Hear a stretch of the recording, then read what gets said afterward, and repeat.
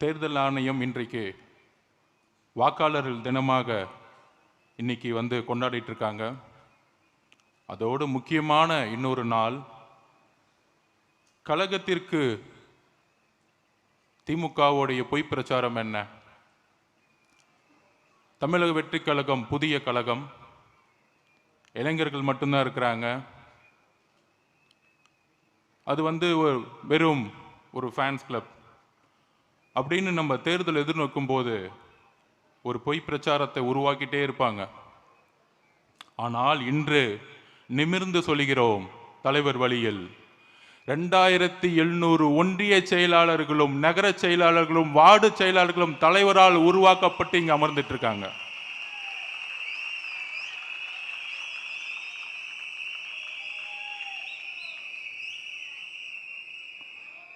அதை சும்மா ஒருங்கிணைக்கல, எல்லாத்தையுமே கைபேசியில் மொபைலில் கனெக்ட் பண்ணி 70,000 பூத் கமிட்டி மெம்பர்ஸ், ஒவ்வொரு பூத் கமிட்டி மெம்பர்ஸ்லையும் 12 உறுப்பினர்கள், அதில் ஒன்றிய செயலாளர்கள், கிளை செயலாளர்கள், நகர செயலாளர்கள், வார்டு செயலாளர்கள் எல்லோரையும் இணைத்து சுமார் 100 டெலிகாலர்ஸ் கடந்த 3 மாசமாக உங்களுடன் பேசி பேசி இந்த எஸ்ஐஆர் பணி மட்டுமல்ல, தேர்தல் அரசியலுக்கான பணிகளையும் தயார்படுத்தி கழக பொதுச் செயலாளர் ஆனந்த் அண்ணன் அவர்களும் தலைவர்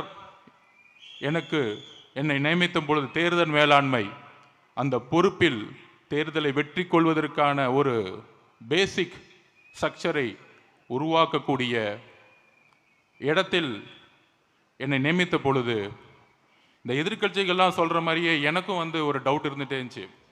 என்னது, இங்கே ஸ்ட்ரக்சர் இருக்குமா, எப்படி ஒர்க் பண்ண போகிறோம் அப்படின்னு ஒரு 8 மாதத்துக்கு முன்னாடி வரைக்கும் இருந்துச்சு. ஆனால் சரியாக இந்த 4 மாதத்துக்கு முன்னாடி 3 லட்சம் பதவிகளை அண்ணன் ஆனந்த் அவர்கள் வெளியிட்டார் தலைவரோட அனுமதியுடன். 3 லட்சம் பதவிகள். அந்த 3 லட்சம் பேரும் மை டிவிகே ஆப்பில் இணைத்தோம். அப்புறம் பிஎல்ஏ, அதில் 100 டெலிகாலர்ஸ் ஒன்றிய செயலாளரோட டெய்லி பேசிகிட்டே இருக்கிறாங்க.